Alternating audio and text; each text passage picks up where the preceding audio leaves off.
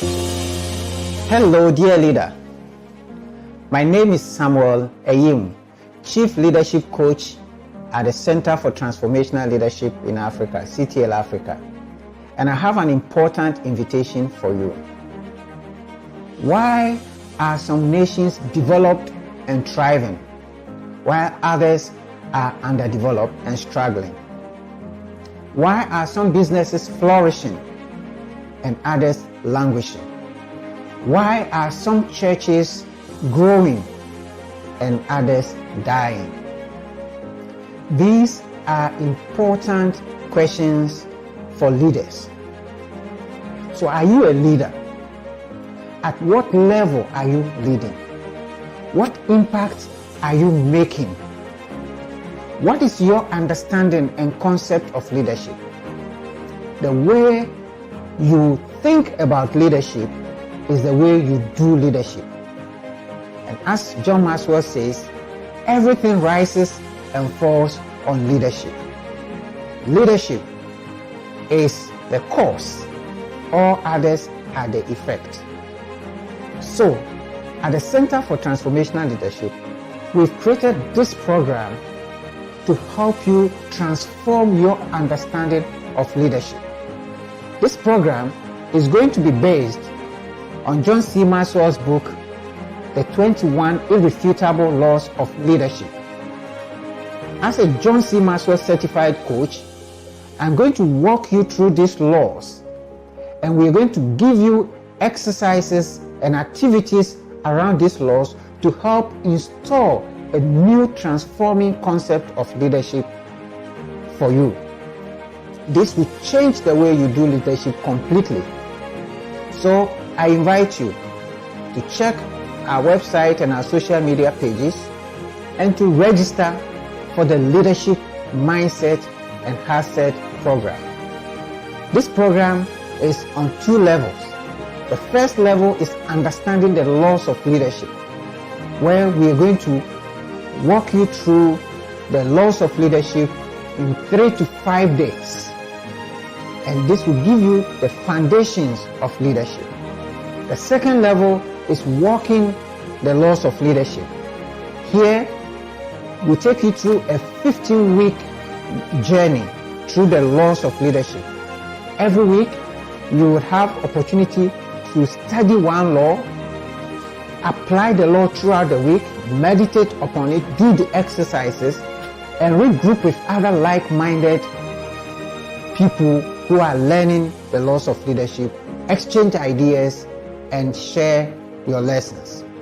So do not miss this opportunity. Register now for the Leadership Mindset and Heart program.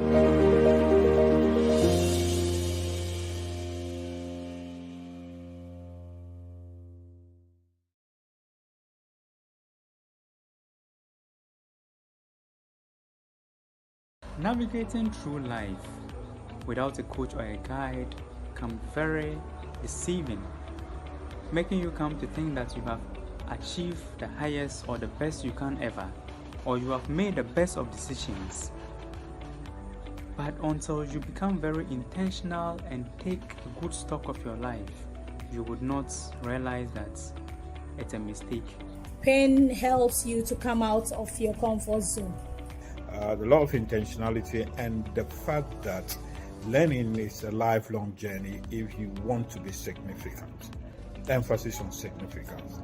Previously, I used to be very unintentional about the things I do when it comes to my family, my work, my Christian life, and basically everything that I do. In the pursuit of that growth, there are gaps. There are gaps that we need to conquer. These gaps include the knowledge, perfection, mistake, inspirational, timing, and assumption gap. And I will encourage you to be part of CTL Africa's 15-week growth journey. I encourage you all out there who need to live their life to be part of CTL Africa's growth journey. Please take advantage of this program and your life will never be the same. Thank you very much, CTL Africa, and continue to impact the world. God bless.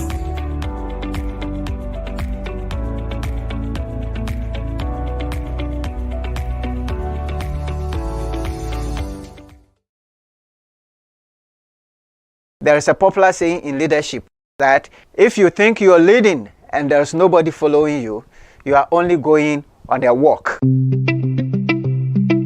On this platform, you are going to learn principles of leadership. You are going to encounter different leaders. You are going to learn about how you can grow as a leader, how you can make an impact. My name is Samuel Ayim, and I'm the host for the leadership platform. I am a leadership coach, a lawyer by profession, a John C. Maxwell certified coach. I have been in corporate life in senior positions for several years, and now I run the Center for Transformational Leadership, where we train and coach leaders to become better leaders. And I invite you to go on a journey with us as we discuss the subject of leadership in the coming weeks. This and every Saturday, you have opportunity to ask questions, share your views on important leadership matters.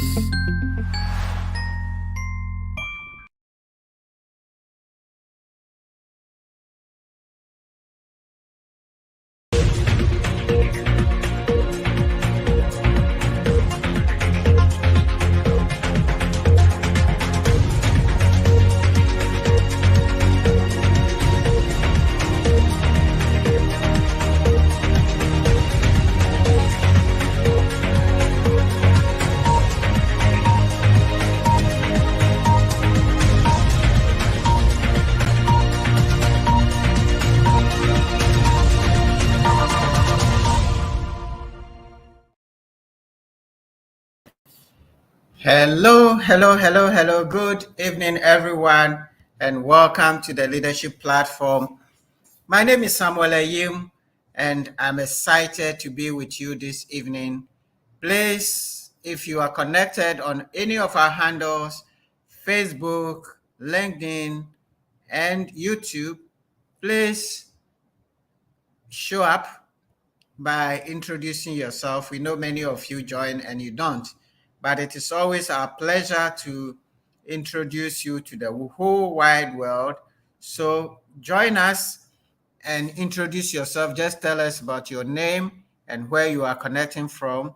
We know people connect from all over the world, from the US, from UK, from Italy, from Ghana, from Togo, from Tanzania, and many, many other places. So feel free and introduce yourself. Today, my partner in crime, Sarah Jessiapia, is unable to join us. So I'm going to be with you this evening throughout.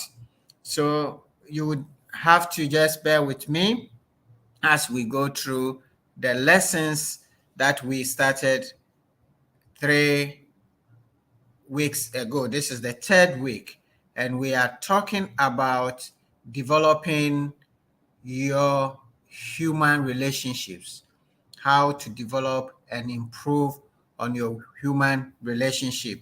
I'm sure very soon Kofi will share the slides and then we will see. But I see a few people already announcing themselves. I see Fleur Delis, interesting. That is a flower on the bed or something like that. And Fleur Delis says, good evening. Let's know where you are joining from. Joy Sapon is here. Joy joining from Accra, Ghana. It is a pleasure to be with you, he says. We have Portia Amonu from Community 5 joining us. So we are excited to have these ones introduce themselves. Please go ahead, introduce yourself, and let's start learning. 3 weeks ago, we started a discussion on winning with people, and we have done 2 major sessions already. Today will be our 3rd session, and so we are going to continue with the thoughts and the ideas that we have been working, we have been discussing. And as we've told you, We are sharing with you some of these lessons from John C. Maxwell's book, Winning with People. Now, we have, for those of you who are joining for the first time, just do a quick recap for you. We have said that research indicates that human relationships account for 85% of our success in life, at work, and in many other places. Indeed, in some relationships, it accounts for almost like 100%. So human relationships are important. Academic qualifications, technical qualifications are very important. But research shows that your technical qualifications account for only 15% of your success in life. 85% of your success in life is referable to your relationship with other people. As the saying goes, man or woman is not an island. You live with people, you work with people, you're going to win with people, you're going to lose with people. So if human relationships are so important, then there is need for us to spend time. Unfortunately, we don't spend the time to learn about human relationship, and that's why we are spending these weeks at the end of the year to share these lessons with you. We've also said, for those who are joining who have not joined the first 2 weeks, that leadership is about people. Management is about resources and how to put them together and get some results. But leadership is all about people. It's about influence. And so if you're going to be a good leader, you have to learn how to relate with people. You cannot lead if you cannot get people to follow you. We also said that people buy into the leader before they buy into your vision or your strategy. Strategy is important, vision is important, but if people cannot trust you, if people cannot follow you, if people cannot relate with you, it is going to be very, very difficult for you to win them. So these lessons are critical for us. We said to improve our relationship, we have to answer 5 basic questions. The readiness question, number 1, is, are we prepared for relationships? We've dealt with that in detail in our first session. The second question is the connection question, which asks, are we willing to focus on others? So while the first question is focused on me, the second question is focused on the other person. So it takes 2 to tango. You have to examine yourself and you have to examine your attitude to other people. This evening, we are going to focus on the third one. Can we build mutual trust? And that is the trust question. Next week, we will probably try to put the 2 together, the last 2 together, the investment question and the synergy question, and develop the principles around that. If we can grasp these 5 questions effectively, and if we can understand the principles that we are sharing around this, we will be able to improve our relationships significantly. Let me say that this is a journey. It is not something that you can just achieve in a day. Now, on the readiness question, we discussed 5 key principles. We discussed the lens principle. Who you are determines how you see others. So look at how you are, examine yourself. The second principle we discussed was the mirror principle. The first person we must examine is ourselves. In every relationship, you have to examine yourself first before putting the light on the other person. The third principle, the pain principle, hurting people hurt people and are easily hurt by them. So if you have challenges in your life, you have to deal with it, because you are bringing your pains into the relationship. And some of the challenges you're having in relationship is because you haven't healed yourself. And if you haven't healed yourself, you're going to be easily hurt, and you're going to also hurt others, and others are going to hurt you because you're already wounded. And we discussed that in a bit more detail. We also discussed the hammer principle, number 4. Never use a hammer to swat a fly from somebody's head. And Jesus put it differently: remove the log in your eyes before you remove the speck in others. We all have issues, but when somebody is wrong, how do you deal with that? We also discussed the 5th principle under the readiness question, which is the elevator principle.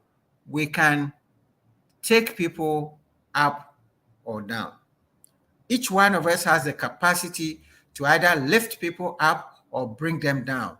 And that is a very powerful capacity. If we understand this clearly, we should make an effort to be bringing people up as much as possible. So that was the question number 1.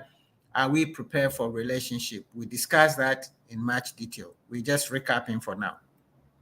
Then last week, we discussed the connection principle. Are we willing to focus on others? And we also discussed the principles around focusing on others. The first one was the big picture principle. We said the entire population of the world, with one minor exception, which is you, is composed of others. So the 7 billion people, the big percentage, in the big scheme of things, you are really not very significant. There are so many more people. And we discussed that if you understand this, the way you deal with others will change. We discussed the exchange principle. Instead of putting people in their places, as some of us try to do, we should put ourselves in their place. We should look at things from other people's perspective. That will help us a lot. Principle number 3, we discussed the learning principle. Each person we meet has the potential to teach us something. We discussed this also in detail. People are able to teach us things. Somebody we meet, everybody we meet has the potential to teach us something. One person may not be able to teach us everything, and so we should not just, and it's not everybody who will be able to teach us all the things, not one person, but at least everybody can teach you something. So we have to be mindful of that. We also discussed the charisma principle. People are interested in the person who is interested in them. And we said that if you spend much more time trying to know about people, you build more friendship, than trying for people to be interested in you. In this modern world where people are looking for likes and so on and so forth, if you really want to get followers, I think it's the best way is to like others and to follow others, and in return you get others. The number 10 principle, believing the best in people usually bring the best in them.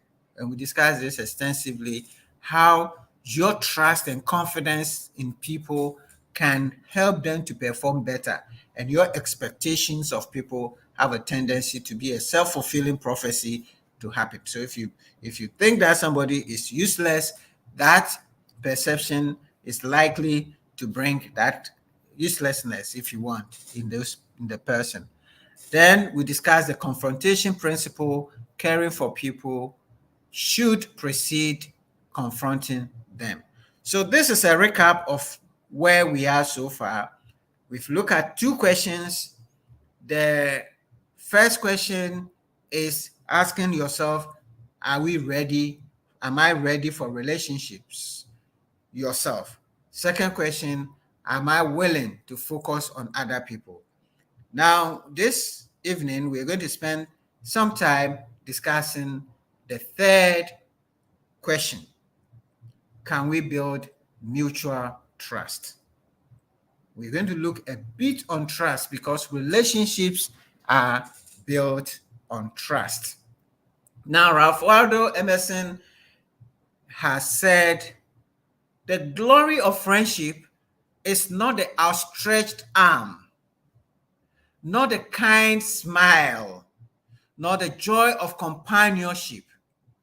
It is with a spiritual inspiration that comes to one when you discover that someone believes in you and is willing to trust you with friendship. Now, in friendship, in relationships, a lot of things come to play. You are in difficulties and you want somebody to hold your arms. It's important. You want somebody to smile at you. This is absolutely important. When you're lonely, you need people around you. That's absolutely important. But all this cannot compare to what Emerson calls spiritual inspiration, the realization that somebody believes in you, somebody trusts you, somebody is willing to trust you enough to be his or her friend. That is spiritual, and that's powerful. And there are a few principles around this that we're going to try to uncover. And there are about 5 of them that we will look at quickly. The bedrock principle, the situation principle, the Bob principle, the approachability principle, and the foxhole principle.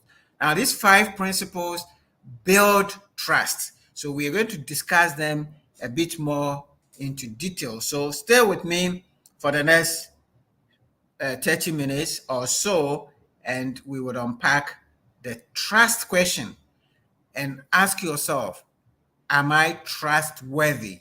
Can I be trusted with my friends? If not, then things are not going to work well for you and your relationship.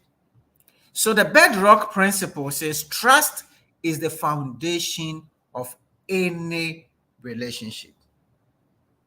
Trust is the foundation of any relationship. In fact, trust is also the frame within which relationships, so it's not just the foundation, it is also the frame. So if you take a building as an illustration, the foundation is the most important element. Beyond the foundation are the frames. In fact, if you see around, you can see a 20-story building all built on the columns and pillars, and that is the frame. So without even the blocks and the partitions, you can see the structure standing tall. That's the frame. That's the trust.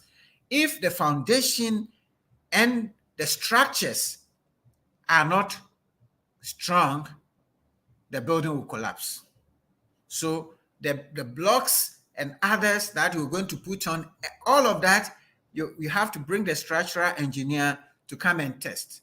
All the other things, the partitioning, the windows, and the decorations are all the cosmetics of the relationship. The core of the relationship, the foundation and the structure, they make the relationship stand.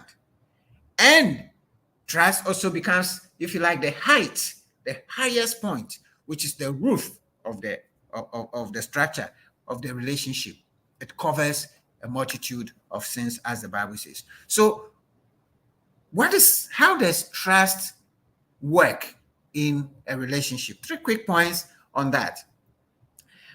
If we are going to build trust in relationship, the first thing we need to understand is that trust in any relationship starts with me. A lot of the time we're complaining that people don't trust. You don't trust me, and my wife doesn't trust me, and my husband doesn't trust me, and my boss doesn't trust me. Or the bosses are saying, these people cannot be trusted.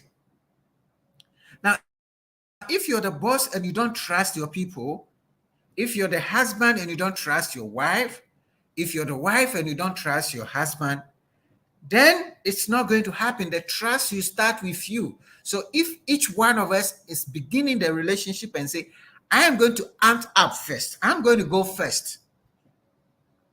I'm going to trust. I'm going to give it 100%. I remember when we were in junior secondary school, when we used to write love letters to, our mates. We'll write a nice letter. You are the apple of my eye. You are the only star in my sky. You are the only sugar in my gari or things like that, write so beautiful letters, and then we'll say, I love you 99.9%. Just add the 0.1 to make it 100. Now, trust in relationship, you cannot go 99.9%. You have to give 100% from the start. There are some people who start relationship with mistrust, and you have to win the trust. Now, that is a very difficult relationship. I happen to be someone who trusts 100% from the beginning. Whoever I meet, I give you 100%. I trust you until you lose that trust, and then it's gone. Okay, so you have to give it first and let people disprove that trust. But if you start a relationship with mistrust, with doubt, very often the relationship doesn't go too far. So it starts with you. So you have to begin by giving the trust. Trust the other person. Give him 100%. Give him the benefit of the doubt. Give her or believe in the person that he will do the right thing. And if he doesn't live up to that trust, then you can adjust. But if you start with 5%, 20%, and then weighing and calculating and all that, which is what we do, then the message goes to the other person. As we said, trust is a spiritual inspiration.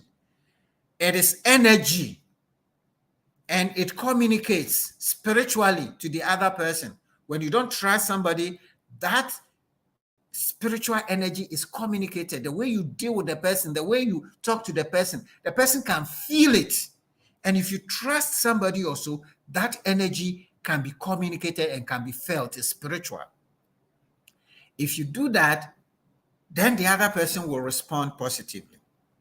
The second point about trust is that trust cannot be compartmentalized. In other words, you cannot say that, oh, when I go to church, I'll be trustful. But when I go to work, it's different. Or I will trust my children, but I cannot trust my wife.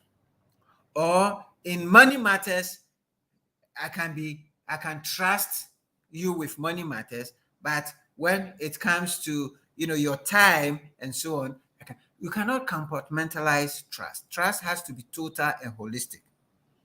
If we begin to compartmentalize it, then we are not going to be very, very successful. Trust works like a bank account. Now, I believe that everybody on this call has a bank account. When you have a bank account, the only way you increase your balance on that account is to continue to deposit money into the account. You cannot go to a bank and write a check for 1 million Ghana cedis when you have not deposited 1 million Ghana cedis. The only way you can withdraw 1 million Ghana cedis from a bank account is that you have deposited 1 million and more. Trust is like that. Every time you do little things, positive communication, you are depositing into that trust account. And every time that you make a mistake or whatever, you are withdrawing from that account. And if you create an environment of mistrust for people to mistrust you, little lies here, little games here and there, trying to hide things here and there, and when you are found out, those things are withdrawals from that account. So if you're going to build a positive balance on your trust account, you have to be intentional about depositing. In other words, you have to be intentional about doing little acts that build that confidence in the other people. The way you talk to them, the way you open up, transparency, the way you share information, and all that help to build that trust. So that is the nature of trust which would help your relationship. It is first with you. Second, it cannot be compartmentalized. And third, it operates like a bank account. So let's watch that. Now, the question you should ask yourself, therefore, is, am I trustworthy? And George MacDonald says that it is a greater compliment to be trusted than to be loved. It is a greater compliment. We all want love. We sing about love. We talk about love. We do all, and we want when people say, I love you. Every day, my wife wants to say, I love you. She says, you don't say, I love you. And I remember one of, when I was in the UK, in the University of Exeter, we had a Ghanaian lecturer who was married to an English woman. And from time to time, they would invite us to dinner in their places. And this white woman would be saying that, people, you have to advise your brother. And Mike cannot say, I love you. I love you. You know, this white people, I love you. I love you. That kind of, then Dr. Adu would say, you people, can you talk to this white woman? That we Africans, we don't announce our love like that. We act our love. But these people, they will say, I love you, and the next morning they are shooting you. But we love to hear that I love you. But even that energy cannot be compared with the energy of I trust you. It is a stronger energy, and it is a greater compliment to be trusted than to be loved. And so how do we build on this trust? How do we do that?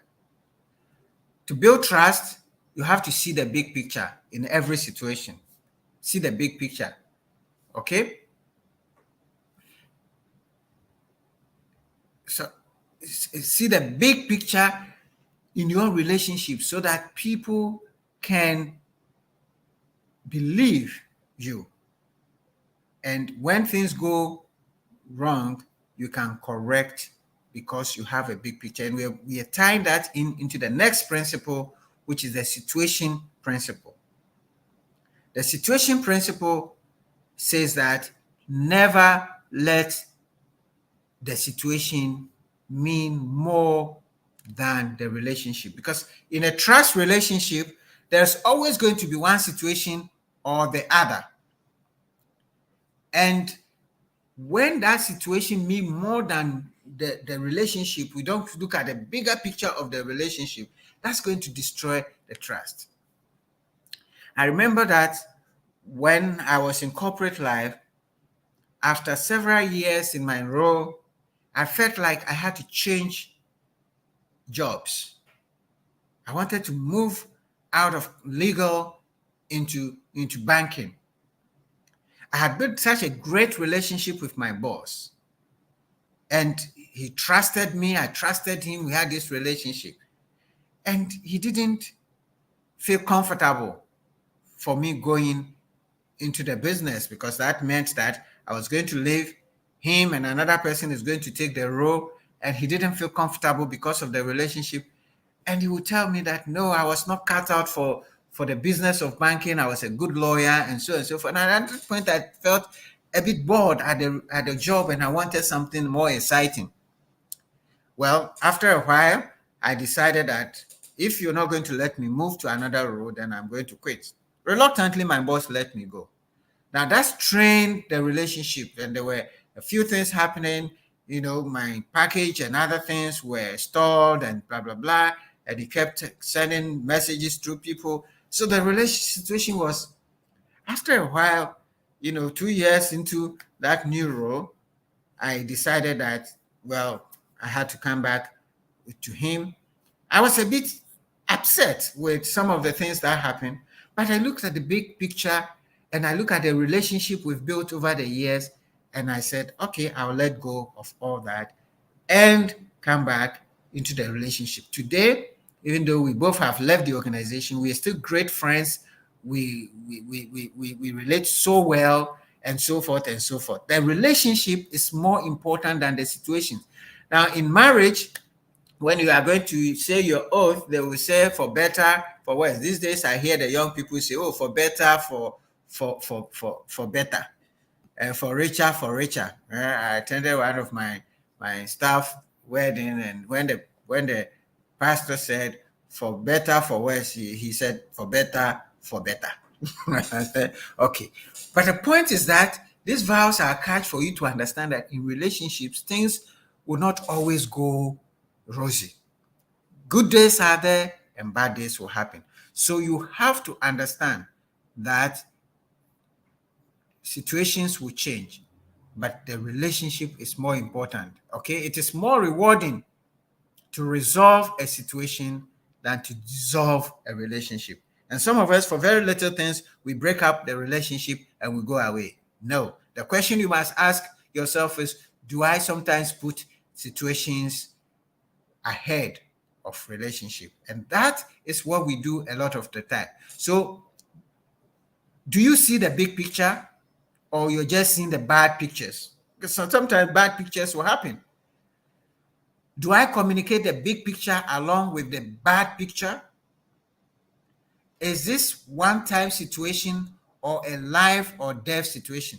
Now, when certain situations can be life-threatening, and if your partner is drawing a gun at you, that's a serious situation. It's a life and death situation. Then you have to re-examine the relationship. But the question is, do you make many situations a life and death issue? Because for some of us, every little situation is a life and death issue. And we blow it up and we exaggerate it, and we want to cut at the root of the relationship. Ask yourself again, do I show my unconditional love during difficult situations? That is the situation principle.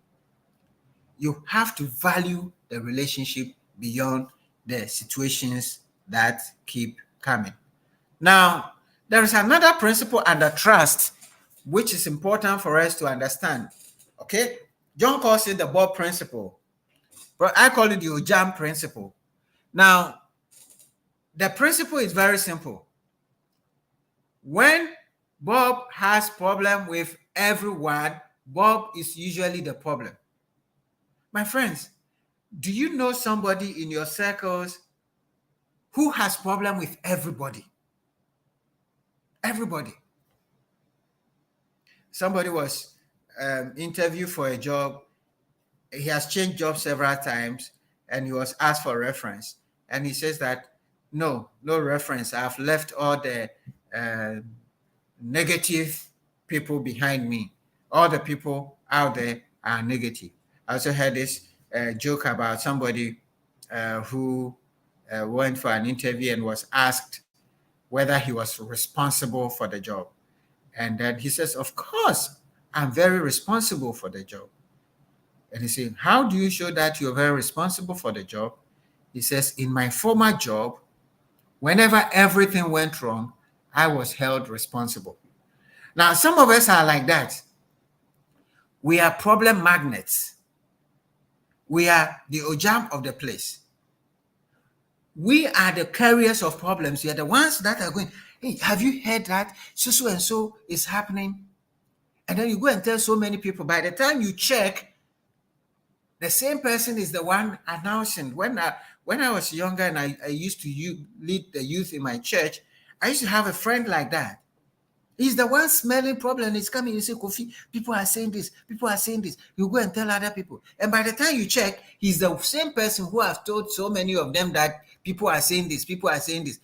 Sometimes he has created it, sometimes he has not heard it right.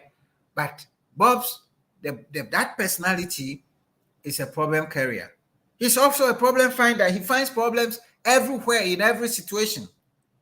And he is a problem creator and also a problem receiver. There are some people who are just problem magnets. Everywhere they are is just problem.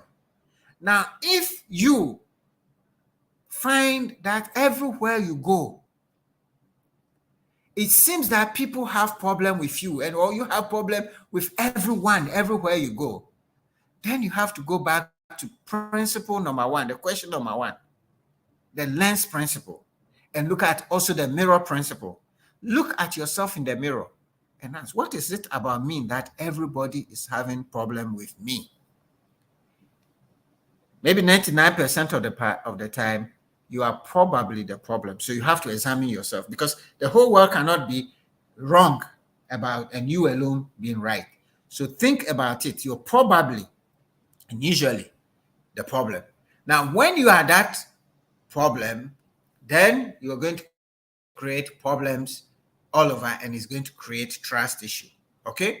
So how do you respond to the Bobs of this world? When they come announcing problems every day, respond with positive comments. When they say, oh, everybody is this. Try to turn the negativity into positive.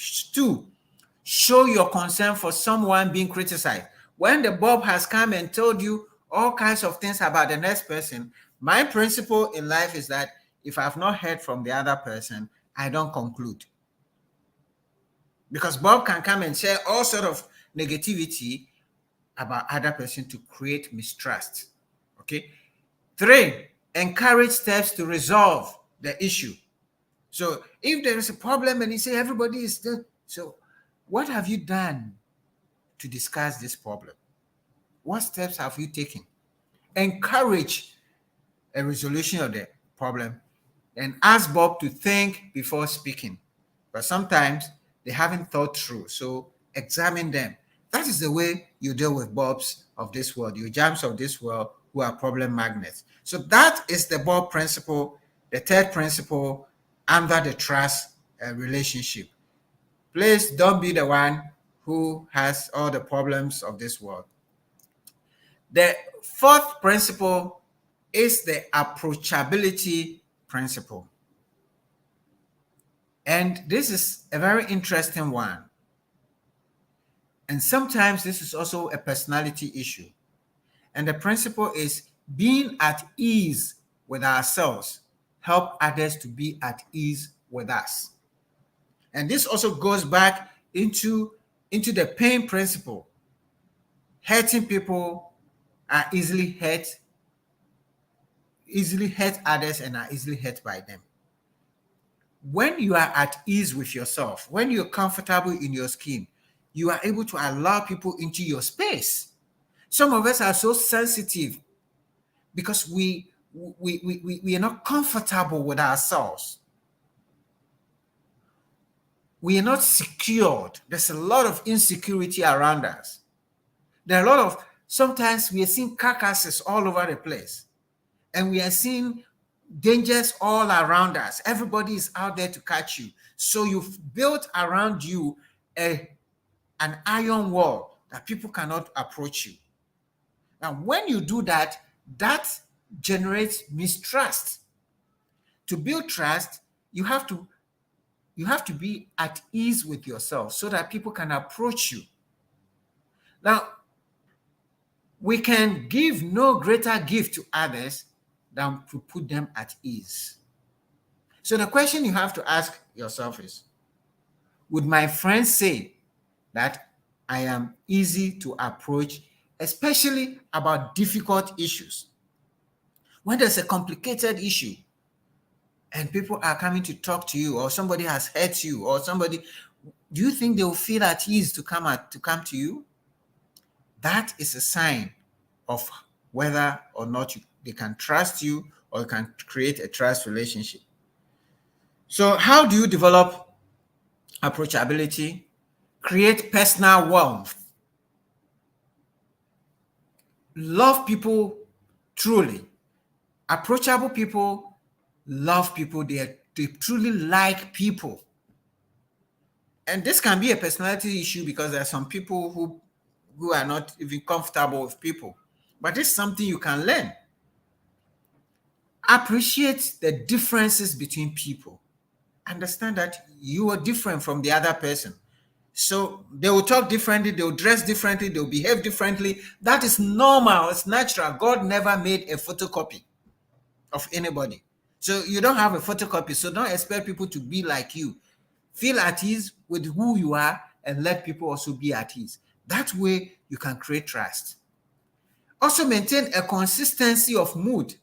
There's some of us who are emotional yo-yos.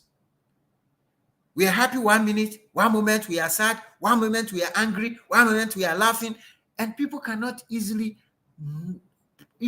predict your mood. When it's like that, people are very careful to approach you. People are very careful to deal with you because they don't know what is going to trigger the fire on the mountain. Also, to create approachability, be sensitive towards people's feelings. How do people feel? How do people feel? And the final point is that understanding of human weakness. When you understand that you are human, people are human, they will make mistakes. So will you make mistake? It helps to ease the trend and also create an environment of trust. All right. So that is the approachability principle. One more principle, and we're going to end for today's session on the question of whether we are willing to build mutual trust. These are the principles that will help build that trust. The last principle is called the foxhole principle. And the foxhole principle is that when preparing for battle, dig a hole big enough for a friend. This is a situation where you are prepared as a friend to accommodate and support people in times of difficulty. And the saying is that a friend in need is a friend indeed. Now, when you are this kind of friend, when people are in difficulties and they can come to you, when they're challenging situation and things are not going well and you are holding hands with your friends, that builds trust. And Aristotle has said, in poverty and other misfortunes of life, true friends are a refuge. The young, they keep out of mischief. To the old, they are a comfort and aid in their weakness. And those in the prime of life, they incite to noble deeds.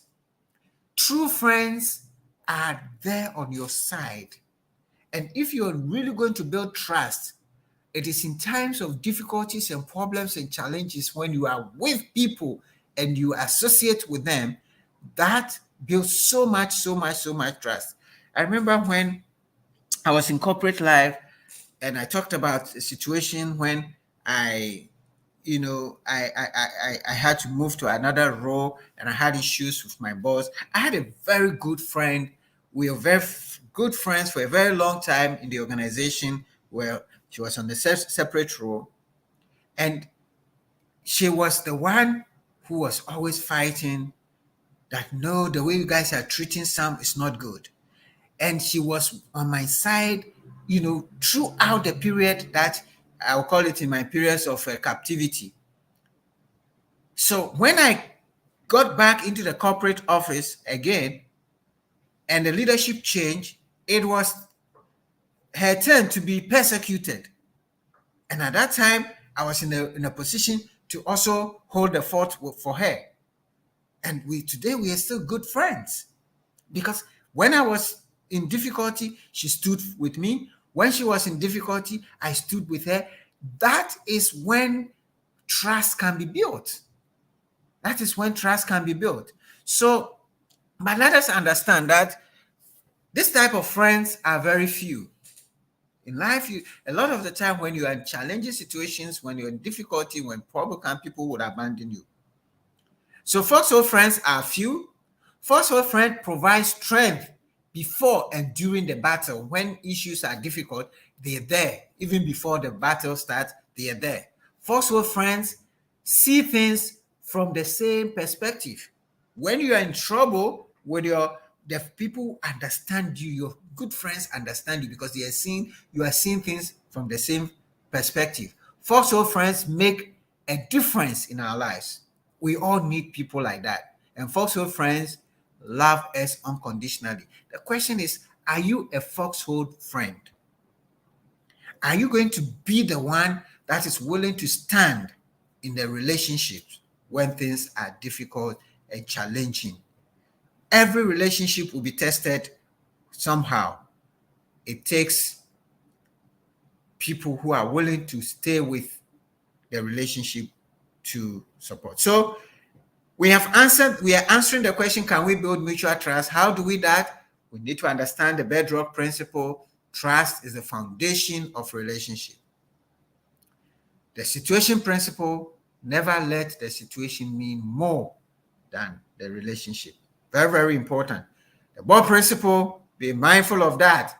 When you always have problem with everybody, probably you are the problem.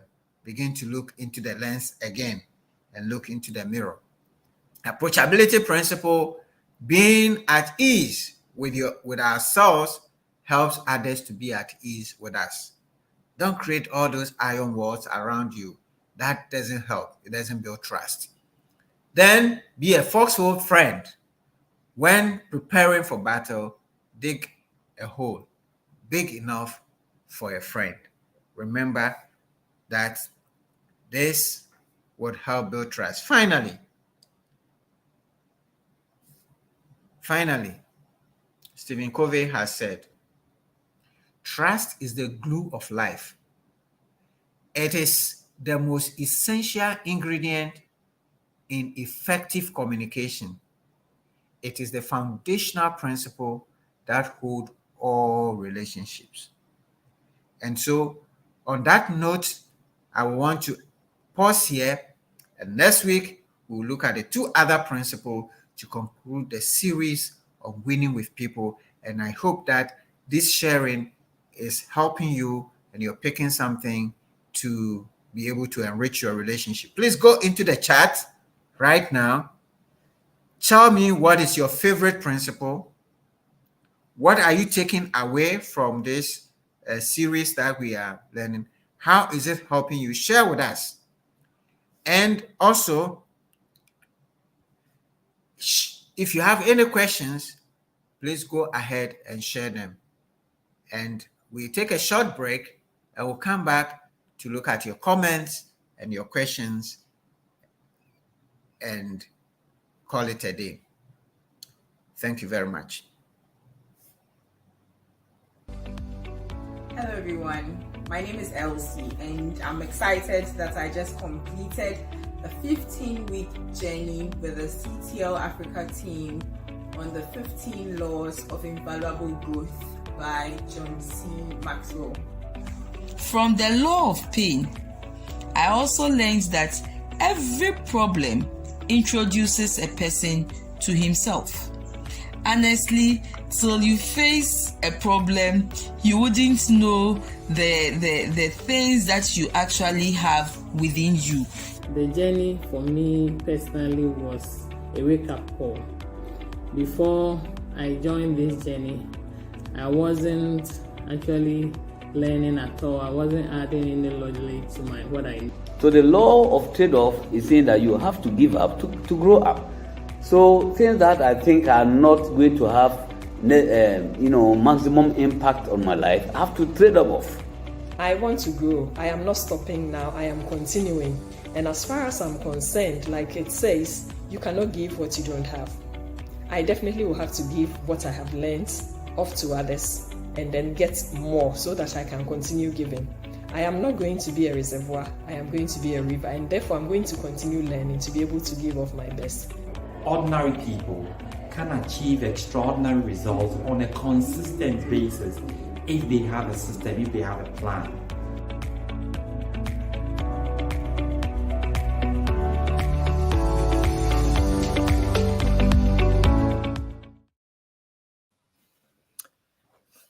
Welcome back to the Leadership Platform. And we have been sharing with you the growth journey. This is a journey that many professionals, many career people, and others have gone through, and they have harvested, if you like, great benefits. We've opened again, looking for 15 people to join the journey. Some people have already registered. Because we're getting to the end of the year, we are likely to start at the beginning of January for a 15-week journey. So please register, and if you know people who would benefit from the growth journey, please let us know, because we're going to we have opened it for the next few weeks so that people can register. If you have more people, we'll have 2 sessions, but each group will have 15, not more than 15 people on the team. And we will go through the laws of growth so that you can be able to be intentional about your growth. You'll be intentional and deliberate about your way forward so that you can build your life positively. All right. So a few people have introduced themselves again. I think we saw Joy Sapon from Accra. And then we have Portia Amono from Tema, Flora watching from Winneba. And then we have Douglas Amwate, a regular from Tema, Dennis Ahe, also regular from Sakumono. Good to join. Please, let's see if you have questions or share your takeaways with us. Feel free to share what you're taking away. Regina from Heritage Christian College. Regina Quaid, thank you for coming. Richard Richmond says, I have learned not to always let the situation mean more than the relationship. At a point, there is the need to analyze the situation first before taking a decision. Thank you so much for that. Evans Odum, thank you, Mr. Yim, for these lessons. My takeaway is the Bob principle. All right, thank you so much. Jeff Moore from Kumasi. Jeff Moore, thank you so much from Kumasi. Let's see what your question is. Carl, hello from Montreal. Hey, Prof, thank you so much from Montreal. Thank you so much for joining. All right, let's see if there's any questions.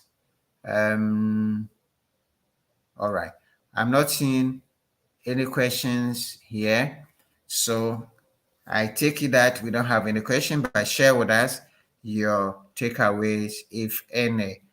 All right, so if there are no more questions, I just want to quickly summarize what we have been looking at. We have been looking at how to develop and build our people relationships.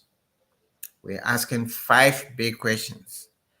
The readiness question: how ready are you to enter into relationship? Focusing on yourself, building yourself, looking into the mirror, and preparing yourself into the relationship is very, very important.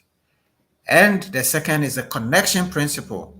Are you prepared to look at the other person? How are you prepared to put the other person first? Today, we have looked at the trust question. Are we prepared to build mutual relationships? And we've learned several principles around that. Trust is the foundation of relationship, and you have to up. You have to trust first so that others will trust you. And we've learned a few things around that. Next week, we'll look at the other 2 principles. The investment principle: are you prepared to invest in others? And the synergy question: are we prepared to build mutual win-win relationships? All right. So I see Joy saying very insightful session on trust. I love the foxhole principle. We all need to be that friend who has someone's back, and vice versa. Yes, thank you so much, Joy. And her ladyship, Cynthia Martinson, says, good evening. Joy again says, okay, I think it's the same thing. Is repeated. And then he says, the foxhole principle is my takeaway. A friend in need is truly a friend indeed. And on that note, and without any more questions or comments, I just want to respect your time, and we want to call it a night. Until next week, when we meet again to continue this series and hopefully conclude, I will say good night and thank you all for joining, and let's Have a good night. Tomorrow is Sunday. Please take time, reflect on your life, and give room for God, and go to church and worship with God. If you don't have any church, please join me at the Church of Christ at Insalm Road. It will be great to worship with you. Have a good night. God bless you. And bye-bye.